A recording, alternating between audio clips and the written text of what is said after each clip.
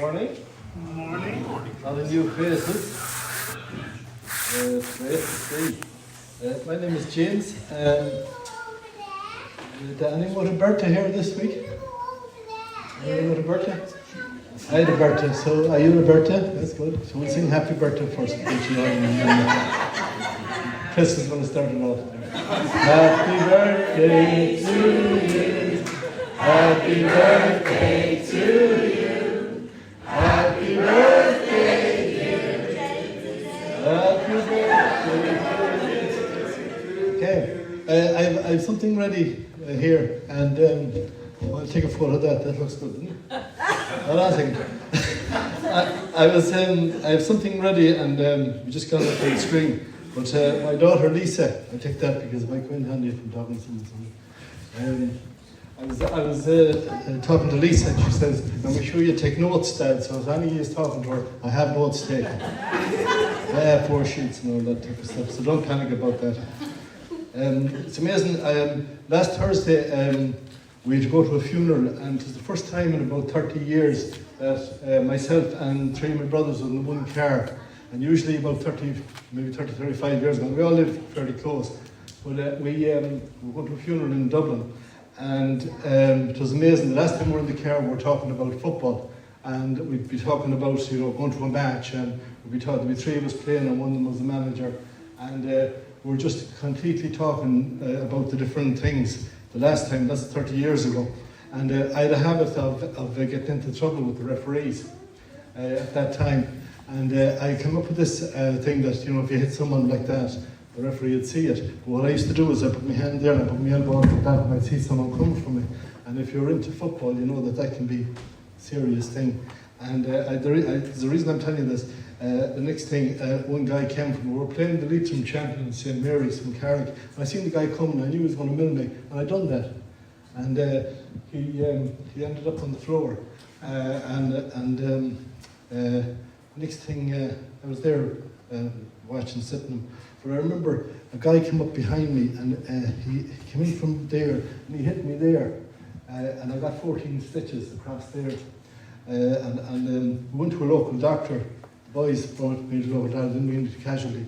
And the guy took out a pin and a cord, and just started sewing it up nice and easy across there. I'll never forget it. But the reason I tell you that, so I'll tell you in a minute. The 4 of us in the car. And Daniel travelled with me a couple of times, and he knows that the phone is busy in the car. And he was with me on a Monday, but on a Thursday, all the chefs come back in. I sell food. All the chefs come back in to work, and Thursday around 2 o'clock to 5 is busy, and that's the time we were in the car. And Ciara didn't know that from working with me. That's when all the orders come in for the weekend. And we were just sitting in the car, and one guy was sitting in the back. This is 30 years later. One guy was sitting in the back, and he was on the phone, and he was buying cattle at a mart. He's all this thing now zoomed in, and you can buy cattle from your home. And he was buying cattle in the mart. The guy in the front was doing something else, and my phone was ringing, and the fellow in the back was taking down the orders from the phone that was in the front. So none of us actually physically spoke going up the whole way to Dublin. We were busy. And then when we came down, we're coming down the road then, all was finished, all was quiet, so we started talking. And we started talking about our health, and how many tablets are you taking? And how many tablets are you taking? And they started telling us all the different, because we're beside each other, we would know all the different diseases we all have. The 4 of us had, his wife, like his cat, blood pressure and testicle and everything else that goes with it. And always taking different tablets for it. But it was amazing. Going back to 30 years, the guy that hit me from behind was a brother of the fellow that was on the floor. And it was blood brothers. And when we got into a row in the football pitch, the brothers were behind you straight away. Like, there was no such thing as, like back in the 80s, the team we played with St. Pat's was a good team. And any time we go out, we were all blood brothers, but we were there for each other. That time I wasn't a Christian, so every referee sort of knew my name and used to write it in the book. And even when I found out that the new refs used to come on, they still had my name in the book.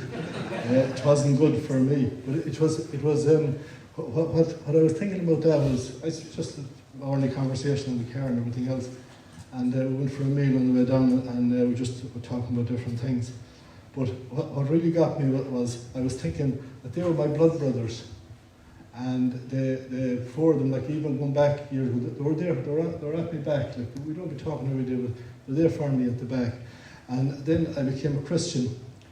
And then I just thought, and I woke up this morning at 5:30. Usually anytime I'm speaking, the Lord would just, when the Lord wakes me, I wake myself. And the sun was just coming up, and it's absolutely beautiful.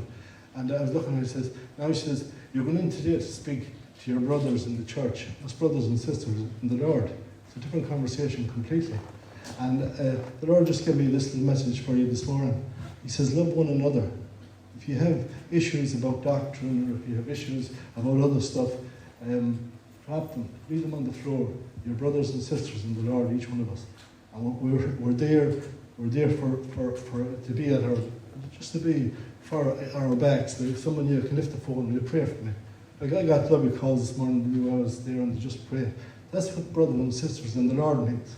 It's not blood brothers, it's not everything else. It's a different group of people.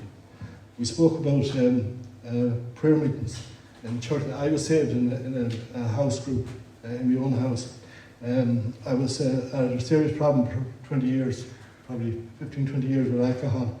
And that was a daily thing. Just as a few people heard this before, but it's important just to give the context of it. I was praying and I was sitting at a couch in the house and I didn't speak out loud, I didn't say anything, but I knew by the way the people in the prayer group was praying that it was like it was someone else in the room with us.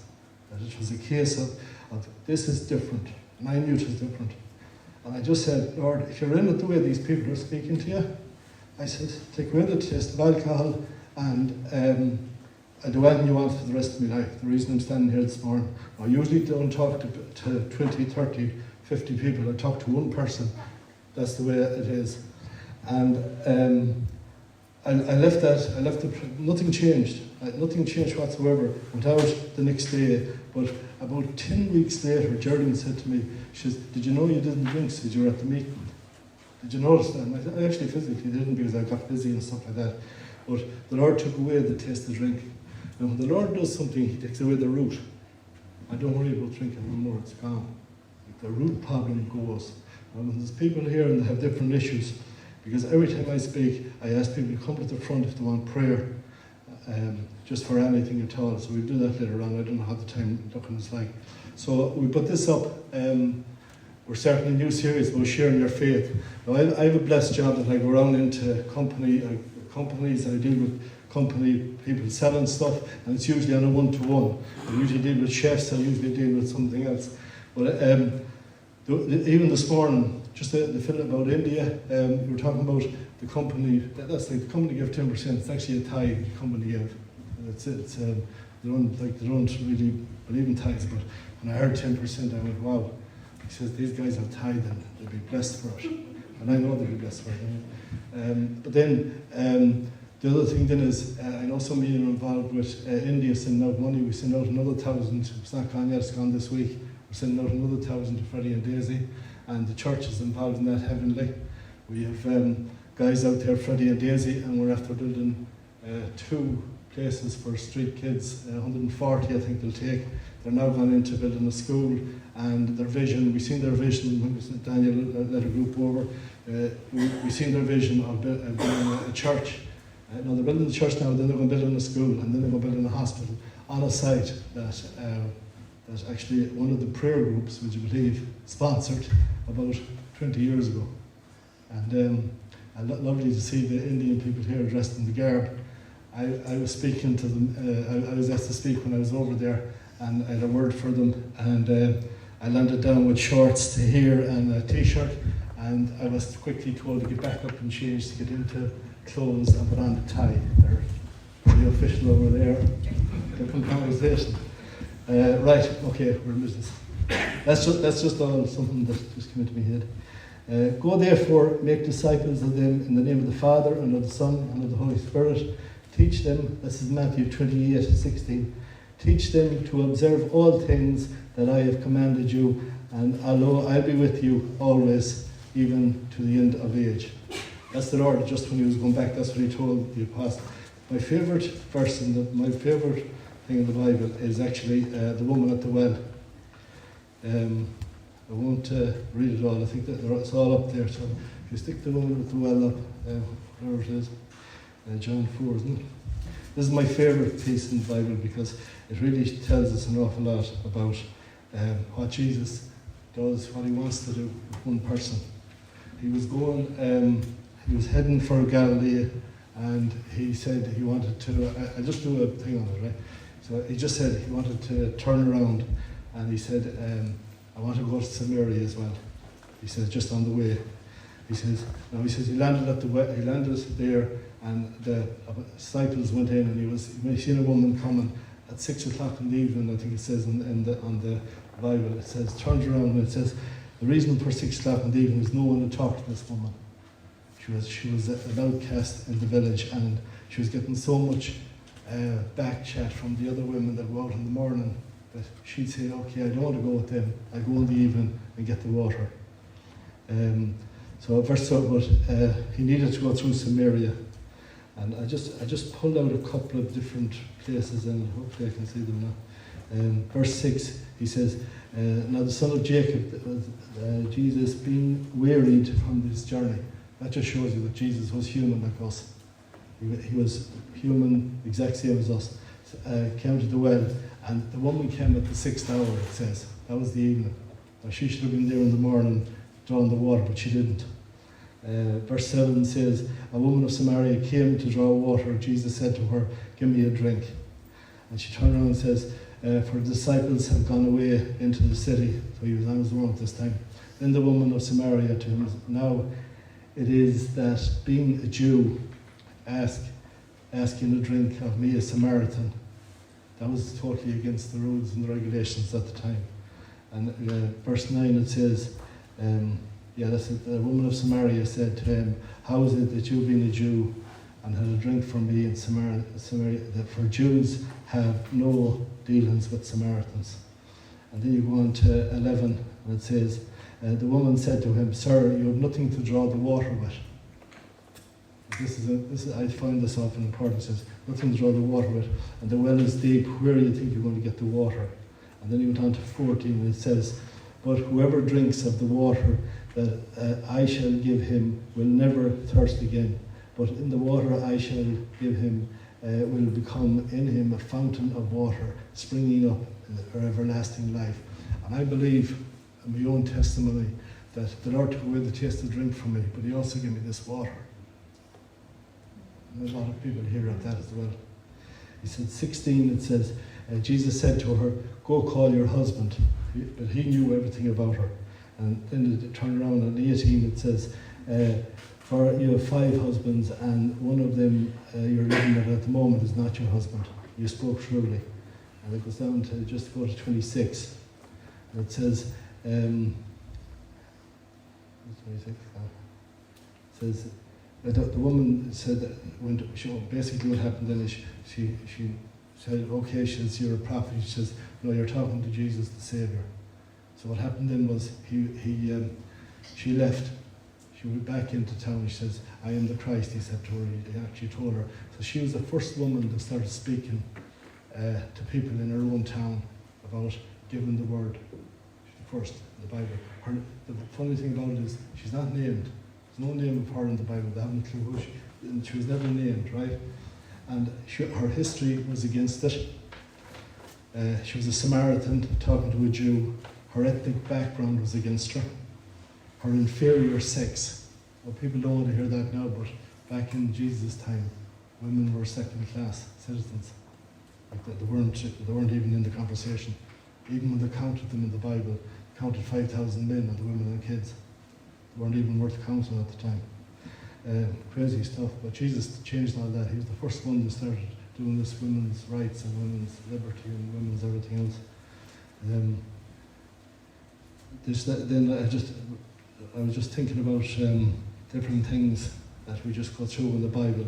But it just said that Jesus was human like himself.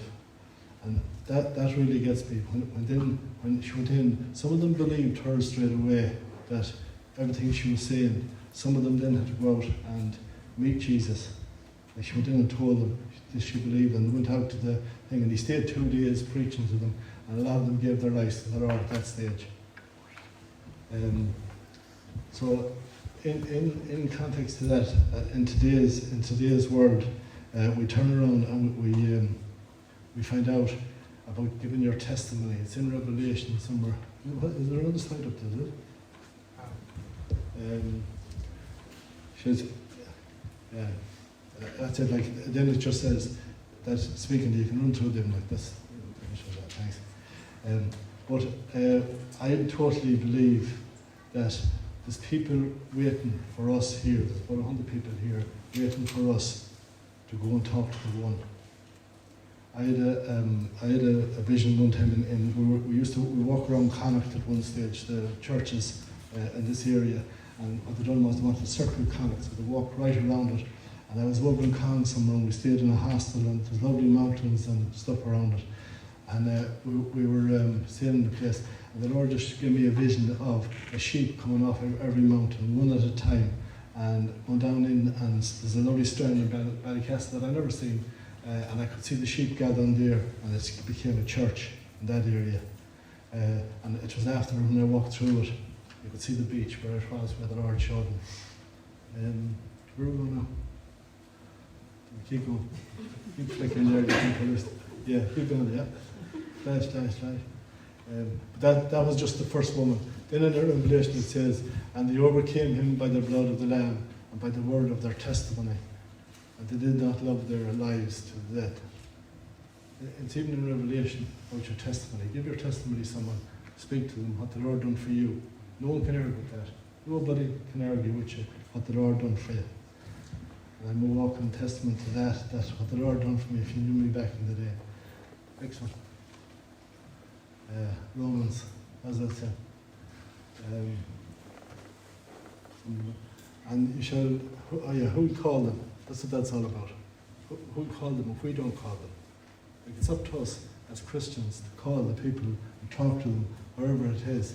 How beautiful are the feet of those who preach the gospel of peace, who brings glad tidings and of good things, but they have not obeyed the gospel. And I said, Lord, who has believed our report? And then faith comes by hearing, and hearing by the word of God. And that's where we come in. We tell just people, throw it out there. A lot of them will pass a bit of behaviour. A lot of them will start taking the mick out of you.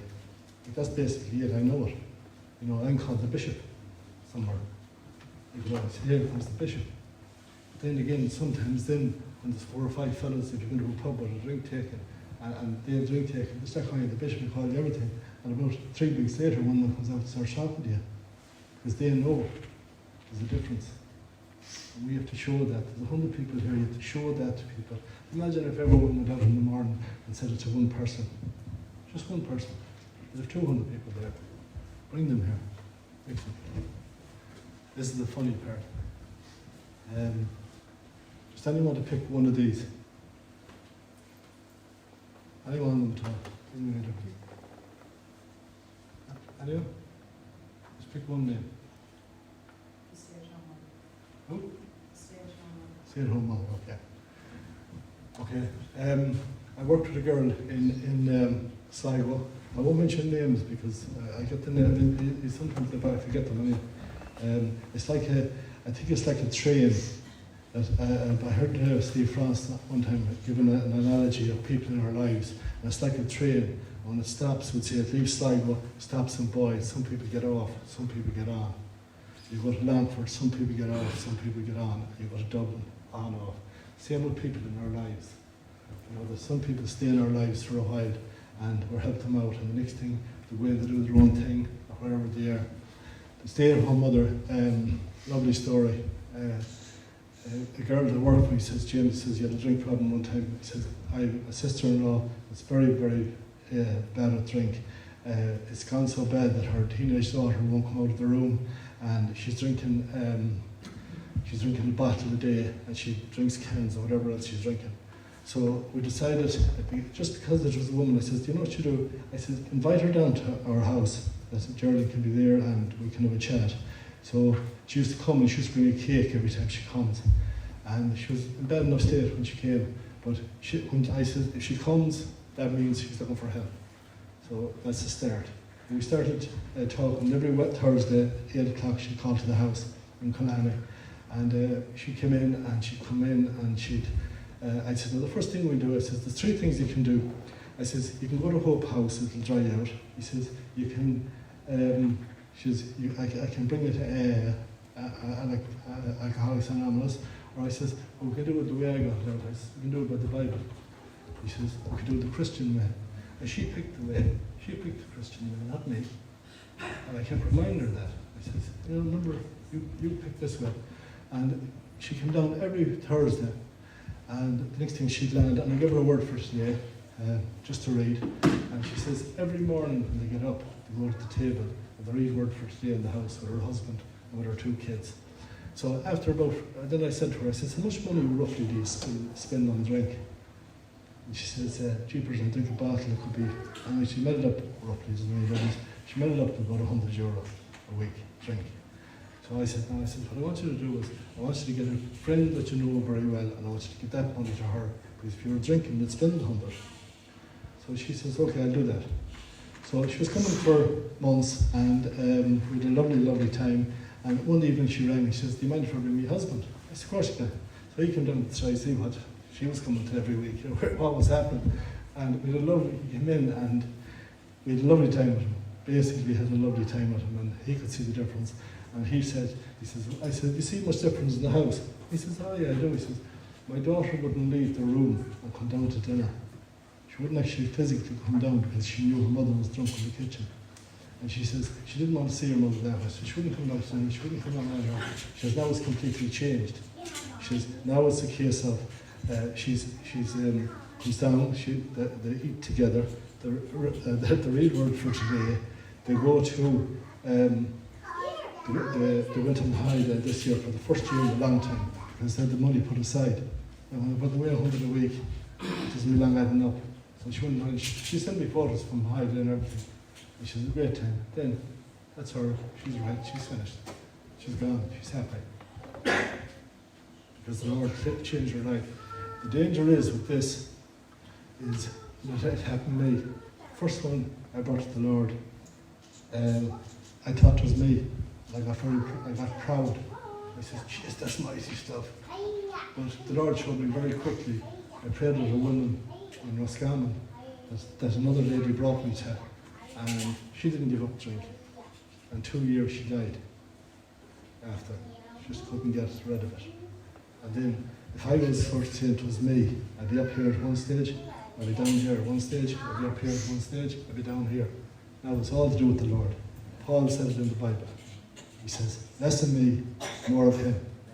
That's the Bible. Nothing to do with us. It's like, I don't hear you, that well done, great job. It's nothing to do with me. It's just that I open my mouth at different times. Someone else pick one there. The butcher. Oh? Butcher. Where is he? Butcher. Okay. The butcher, I haven't. Butcher has a serious problem. Drink again, right? A friend that comes to the church that Damien brought to the church, right? Damien called this guy year in, year out, no response whatsoever. And the next thing, called, didn't even want to talk to him, bye. And the next thing, he started coming to the church. And the next thing, he asked, I have a friend with a drink problem. And he says, is there any chance of you talk to him? So I met him down at the Riverside Hotel. We had a prayer meeting in it, there, the 2 of us. And I asked him, I said, look, he said, I want to do anything, I'll give you anything, whatever you tell me, I'll do. And again, give him a word for today. I always do, no matter who it is, just throw him a word for today, because when he's on his own and when he's thinking about drink, he's in a different place completely. He came off drink for about 2 months when he never done before. Then he went back on it again. No problem. He rang me again about a month after. He says, okay, I'm in a worse spot than I was in. I said, okay. And I met him again. And I kept meeting him until I told him one day, I says, no, your problem is to get rid of some of your friends. Not a nice thing to say. What happened? Why did you break down Why did you go back on the drink again? Because I met Johnny. Johnny says, come for a drink. I said, Johnny, done you no good. He said, sometimes we have to leave our friends. That's, you know, the Bible talks about it. You have to leave them there, you have to let them sit down. You have to think them. You have to be straight with these people, no matter who they are, who you're dealing with. He says, you have to be straight with them. And next thing, off the drink again. Next thing, met one of his friends back on the drink. Right? But he's going the right road. Every time he comes, the main thing is he keeps coming. I keep telling him that. It doesn't bother me if he goes back on the drink. We get him yet. Hello. Where are we going? The multi-millionaire. Multi-millionaire is a good one. Yeah, love this one because he was introduced to me by a guy that was suicidal, and he came to the Lord, the guy that was suicidal, and he's now a counsellor. And he was dealing with this guy, and he says, James, I can't handle this guy. He says, he's a tough one. I says, send him to Sligo. He's from up the country. I says, if he comes down to Sligo, I'll have a coffee with him. And we went into Costa, and in Costa you get a big lump of a coffee cup, and you get a small little jar of milk. And we talked about 25 minutes about why was the big cup of coffee with the small drop of milk. And he went up and he got a half dozen of the milk and brought them down, and he says, do you like milk? I like milk. Do you like milk? I like milk. Poured it in, right? This guy had everything. He says serious stuff, but had serious trouble with his work. Money, no object. When I went out and I seen him driving a Jag XJ6, I went, Lord, now come on here, I could do it one of them. And serious car I love, often see it on the road. I go, Lord, someday. He came to Sligo and met me a few times, and he gave his life to the Lord the first time. And the good thing about that, when we were having the cup of coffee, Costa, Seamus Bannon can verify this. Seamus came up the stairs. He wanted to go to the toilet upstairs, and he came up the stairs. I said, Seamus, come here for a minute.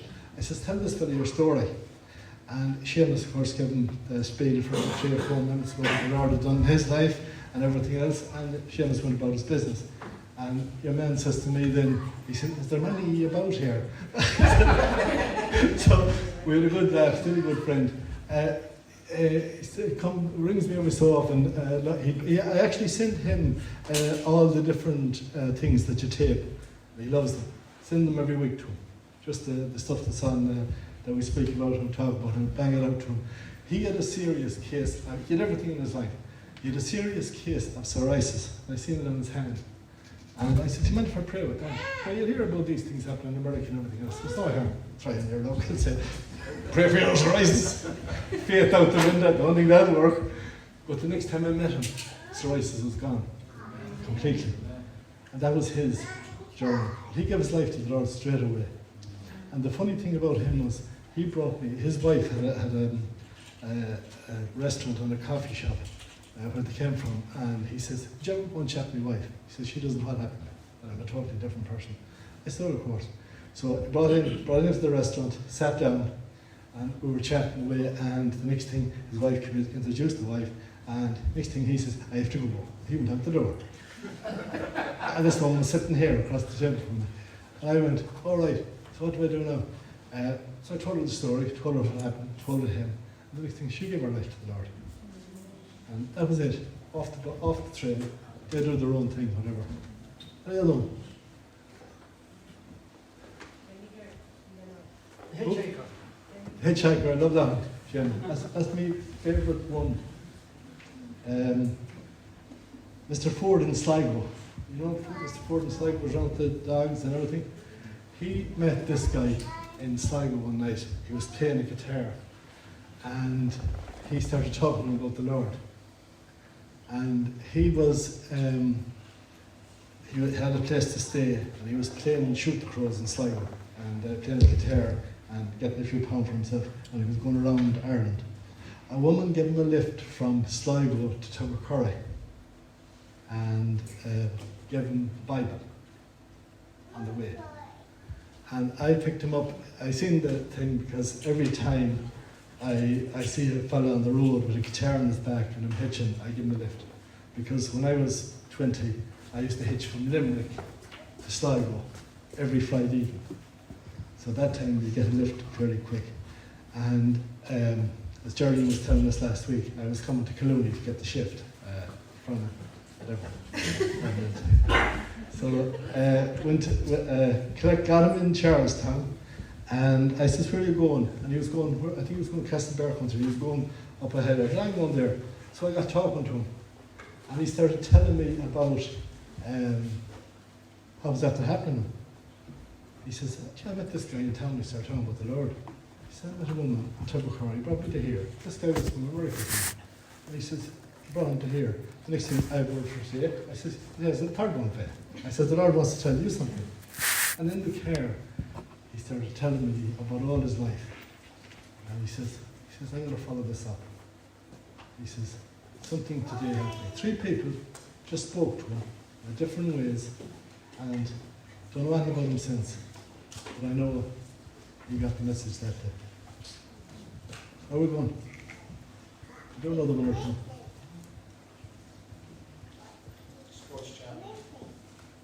Sports chaplain is new. Something came in. I love the story about the sports chaplain because it gave me an opportunity to talk to the Sligo Rovers team, and the sports chaplain with the Sligo Rovers, Daniel, very heavily involved in getting it to Ireland and getting it spread around. The thing I love about this is when I heard the concept of it, it came to me straight away that I said, okay, I says, what I'll do is, what I'm going to do is I really felt when I said sports chaplain, because then I had this thing with the Lord, you know, the Lord is asking to do this, and I felt to do it. But when I was reading about it, Alex Ferguson was the manager of Man United, and he's in the book. When you read the book about sports chaplaincy, he's one of the guys that is I think is he a head of it or ambassador for it, yeah. So he turned around and he said 99% of people that he can handle with footballers, the best footballers in the world, 99%. There's 1% here he can't get at. And he says he believes that sports chaplaincy works for the 1% of these guys. It's all multi-millionaires. And I seen that. And then George Best, he had every problem you could think of. Playing brilliant football, best football I reckon in the world. And he was in the book that him saying at one stage, he says, I can do, he says, anything. He says, I can go and drink, but I cannot go to my manager and tell him I have a drink problem. I cannot go somewhere else and tell him I have something else. He says, but I tell a stranger. He says, I'd tell a stranger if he was there. And that's where sports chaplaincy, that's basically the basis of it. So, again, we met, Liam Buckley was the manager in Sligo Rovers at the time. Went up with Liam Buckley, and Liam says, great idea. He says, not in Ireland at all. He says, this is the first one in Ireland.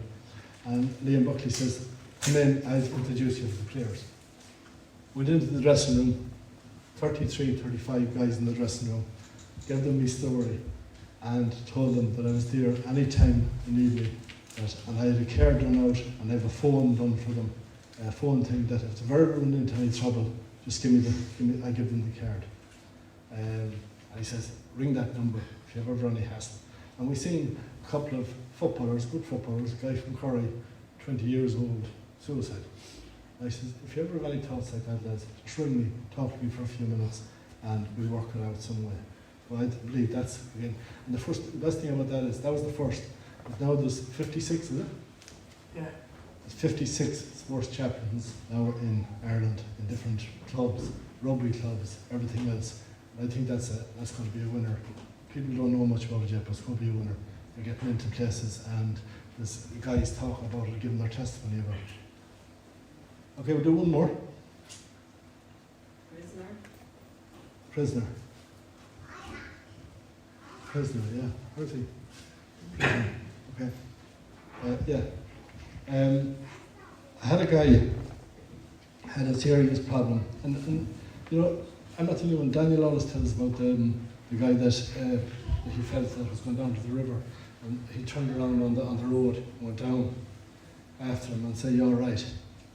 And Daniel just started chatting to him on the road, and he wasn't all right. He was going to commit suicide. And Daniel talked about it and the history after that. This guy had a serious problem with the guy who brought me into this place had a serious problem he had a problem with an affair with, not him, but his wife had, and he turned around and he says, I was after telling him my story one day in the place, about 3 years before now. 3 years I was chatting him, how'd you go up to drink, everything else. And I told him what happened, I told him the story, and he turned around and he says, 3 years after, he had my phone ring me. He rang me and he says, I tell you, he says, I don't, there's so much stuff in that story alone, that he says, I don't know how to handle this, and I want to talk to you. So I went up and I talked to him, and I always bring in a bit of humour into this type of stuff. He starts telling me he was going to drive his car into Galway Bay and finish it. And you hear that. And he had a lovely BMW top of the range car. And I said to him, now the next time you get that thought, I said, take out your pen and paper and write a note on the car. I'm going to leave this car to James Clarke. And I said, go and jump in the river. And next thing he sort of came around, we started chatting and we started broken. We got off friendly with him. I got off friendly with his dad. I used to call him his father because his father knew I had something to do with his turnaround. And I brought him down to Jean Neal. Jean Neal is a woman that came out of a wheelchair. We were here talking in the church about 10 or 15 years ago, and she was praying for his back. He had a serious back. So I said, come to this woman, she prayed to him. But she turned around and she says, I don't know where this is coming out of, but I believe you're going to end up counselling. And he said back to her, he says, no, he says, you're wrong. He says, I'm in counselling with this fellow beside you. And I was actually standing beside you and praying with people. And he says, he said, that was it, we left it on you. But around 15 years, I'd say to the day later, he sold all his business out. And he went to Trinity College and he became a counsellor. A message he got 15 years before, because I heard it. I said, cheers, that's serious. So he became a counsellor above in Castlereagh prison. And it was a case of where they took the prisoners out and they put them in next door into Harristown House, and they give them 6 weeks in there before they let them back out to the world again, or out to living again. And the first thing he done, he gave his life to the Lord years ago, he opened all the doors at the prison, opened every one of them. We say here, open that door, open that one, open that one. And he said to the lads, no lads, you can run away if you want. He says, I'm not going to run after. I ring the prison and they'll get back thrown into prison again. That was his attitude. But on a Tuesday, every Tuesday I go to Castlereagh, and he'd say to me, where are you? I says, I'm heading for Castlereagh. Call into the prison, I want to talk to you. I says, I will. Went into his office, he was managing the place, into his office, and he was doing the counselling, and the next thing there was a guy inside, and the surest day, I thought he'd in bed sitting down. He was sitting in the corner, and he said to me, he says, now, tell that fellow there about the Lord. And one to one, I started giving his story and testifying to the Lord. And again, gave that guy a word for today. And he's from Longford, prisoner, and he keeps in touch with us, where he gave his life to the Lord and has changed completely. And that's basically, every one of them has a story. That's the reason and actually, when the reason they came up, the names and all of them, when Daniel told me I was speaking, I went home that evening, I started cutting the lawn, and the Lord started bringing back each one of them names to me. And I went, wow.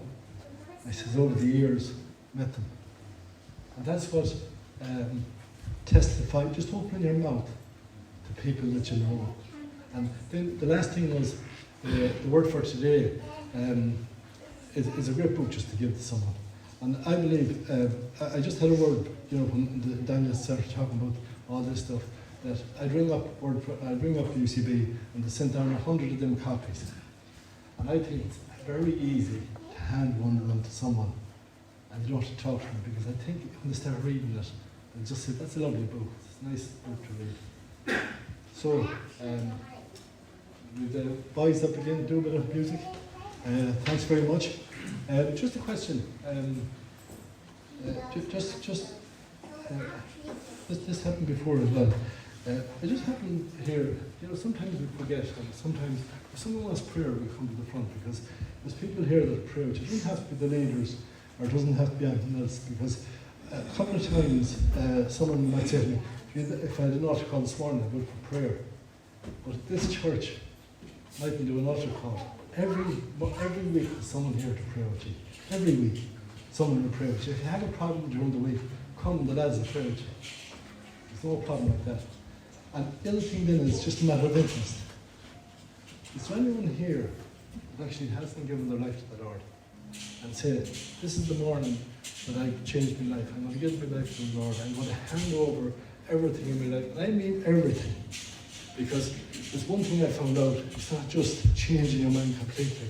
He takes over your finance. He takes over your life. He takes over your health. He takes over everything in your life. It's a full handover of stuff. I know it. I know for a fact. I keep telling you, when I went into the prayer meeting in Ballysadare, there'd be 40 letters of overdrafts on the table. And I'd say to myself and Jerry, work till the day we die, we wouldn't have paid them off. The Lord told me, I look after them. I look after everything in your life. Just a quick, I know it's all a Christian thing, anyone here wants to give their life to the Lord this morning? Just stick your hand up. That's okay. As I do say, we're all in. Let's go. Okay, well done. Yeah, finish on.